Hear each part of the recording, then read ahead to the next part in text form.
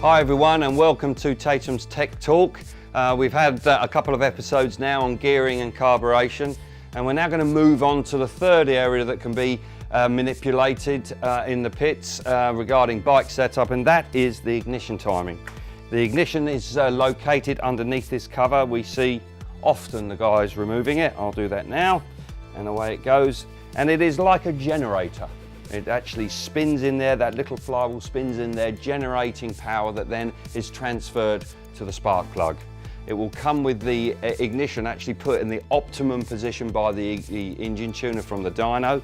But on track, conditions change, and often to calm the engine down, one way of doing it is actually by changing the ignition timing.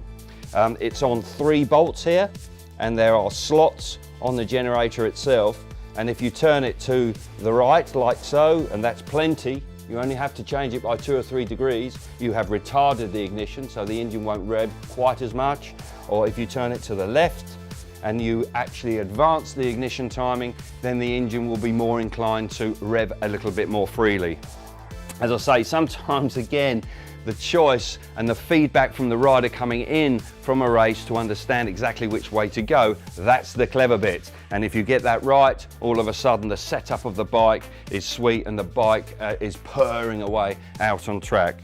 We often see when guys come out onto the track, you know, they do a little practice start, they've got all their crew around them, and then they come dashing down to this, they remove that case, and they're furiously working away in there, and they're under 2 minutes. They're under pressure, it really is, and the clock's ticking, rider's nervous, he's then got to trust them to move it the right way, whether it's advancing or retarding.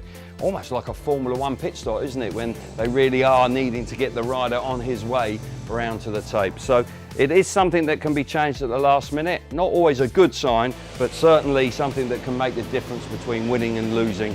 So this is the third area. We've got gearing, we've got carburation, and now we've got the ignition timing. It is the 3 areas that can actually change the setup of the bike.